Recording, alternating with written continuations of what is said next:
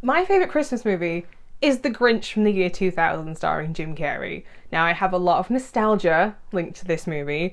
So when the Mean One was released last year in 2022, I was aware of it, but it did get a very, very limited run and was only available on certain streaming services, and they were all within the US.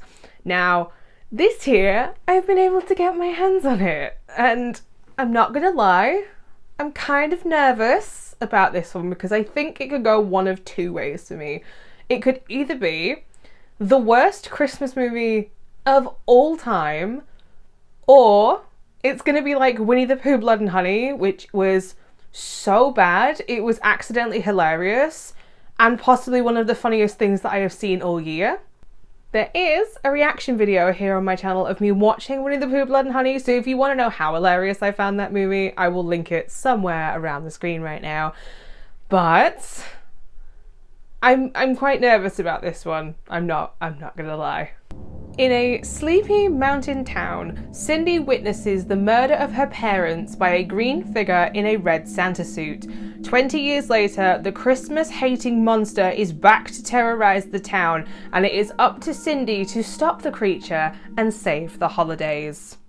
As always, here on my channel, I am now going to go watch this movie off camera, so that way if you too want to watch the Mean One from 2022, nothing will be spoilt for you. Nobody wants to watch a movie that they have just watched somebody else watch from start to finish. I will quickly say it is December 4th as I'm filming this. Am I feeling festive in the slightest yet?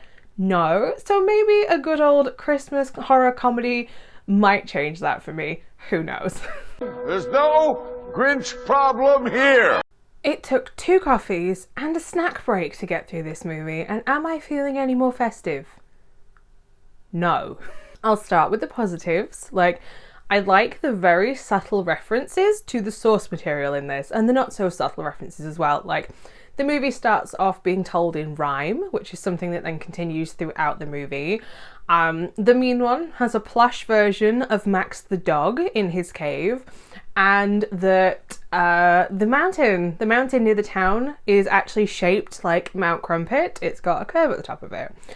The town is like the polar opposite though of Whoville, and Newville, as it is called, nobody puts Christmas decorations up because, and I quote, nobody buys them. But this isn't the actual reason behind it. It's more like you put up Christmas decorations and this feral version of the Grinch is gonna come pay you a visit.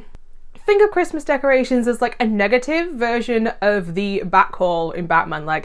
You see a big light in the sky and you get a feral green man in your house.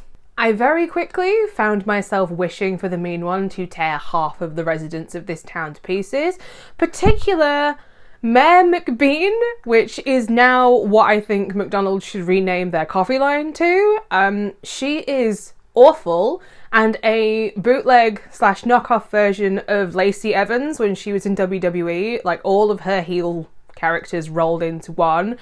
But instead of wearing either a Southern Belle outfit or wearing a military Marines outfit, wears a t-shirt with her own face on it.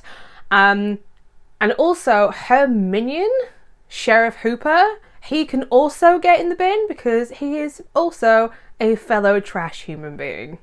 They all think that Cindy, when she's come back to this town, and it took me a minute not to realise that the man she was with was actually her dad and not a much older husband, because that's not revealed for a while. They all think that she is just Delulu, and that all of this stuff that she keeps talking about has been made up, and no, a big green man didn't kill your mum when you were a child, and you're totally making this up because monsters aren't real, and they are all very happy to float down this denial river even though they know that something sus is actually going on. Do they want the Christmas killer to be back? No, which means they have to acknowledge that something existed in the first place. The gore is actually fairly decent, and I was surprised about this. I wasn't particularly expecting much. I will say the effects that have been added in post, like the blood splatter effects, are kind of sus. But my issue that I have with the death sequences is they are very short and often over within like a couple of seconds. There is maybe 1 to 2 exceptions that I can think of, but everything happens very, very quickly. The mean one, though, is the best part of this movie, like, hands down. And the actor, who I will mention later on, who plays them, does a really good job with the material that they've been given. But my issue is that they are remaking pretty much frame for frame things that were actually done in the 2000s version of the movie by Jim Carrey originally. These moments are recreated down to the, like, second for second comparison. And it begs the question, like, is it actually that the acting in this movie is really good? Or is it the fact that Jim Carrey did such a good job in the original movie that we instantly have this, like, recognizable factor from it, so we have this positive reinforcement that goes along with what we're seeing already? People love the 2000s version of the Grinch movie because physically, like, Jim Carrey just embodies the character so effortlessly, and they do say that imitation is the highest form of flattery, but when you look at the Grinch / the mean one in this movie, it's like, it is straight up imitation, but the only thing that's being added to this character is this, like, feral side that comes with the horror genre, so it's not really adding anything else to the character overall to help it stand on its feet in this, like, ever-growing sea of green Grinch stuff. For the comedy, it fell very, very flat for me personally, and I understand that humour is as subjective as everything else, but at the end of the day, this is a horror comedy, so I have to knock it points for one of its 2 subgenres not actually hitting the mark for me. I found that the humour in this is very sort of dumb humour, and it relies on these, like, big physical over-the-top moments to then back up these moments. I rolled so hard when I found out that one of the characters in this is called Dr. Zeus, and he is this, like, old man who is a hunter that wears a red flannel, red plaid shirt, and has a vendetta against the Grinch because of something else that has previously happened to him. And every time he goes to say the word Grinch in the bar, it is cut off by this, like, joke that cuts it off, like, at the knees, and instead he reveals that he just refers to him as the mean one, hence why the title of the movie actually comes into it.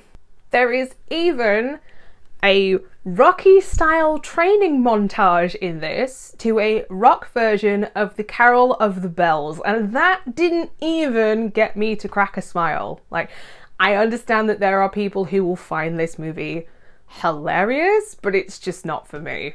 I'm going to take a second just to compare the mean one with Blood and Honey, because side by side they are very, very comparable. Now, the mean one does have a better script compared to Blood and Honey, but its violence and its gore levels are a lot more reined in, and you don't actually get to see much, if not any, of the green one besides when he's murdering people. Now, in Blood and Honey, the script is awful. We can all, like, universally agree on this.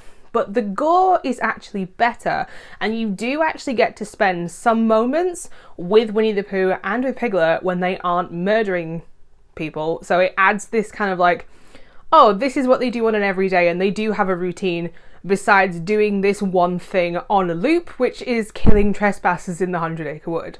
So basically, what each movie is lacking, the other one has what it's missing. So if they combine together, they would be able to create this very, like, nostalgia-based, middle-of-the-road horror comedy that, you know, it would be fairly decent. In the end, I am going to give Mean One a 1.5 out of 5 stars, as can I see how somebody would find this movie funny? Yes, I guess. It feels like another cash grab that is relying on nostalgia, and this is where I'm going to bring in the actor that is actually playing the mean one, because this also feels Like, they have cast this person for a reason. The person playing the mean one is David Howard Thornton, and if his name doesn't sound familiar to you, you will probably know him as Art the Clown in Terrifier. So there you have it, my initial thoughts and my review for The Mean One from 2022. If you have seen this movie, I would love to know what your thoughts and opinions are down in the comment section down below. If you would like to know every single horror movie that I watch, not just the ones I talk about here on YouTube, you can find me over on Instagram and on Letterboxd.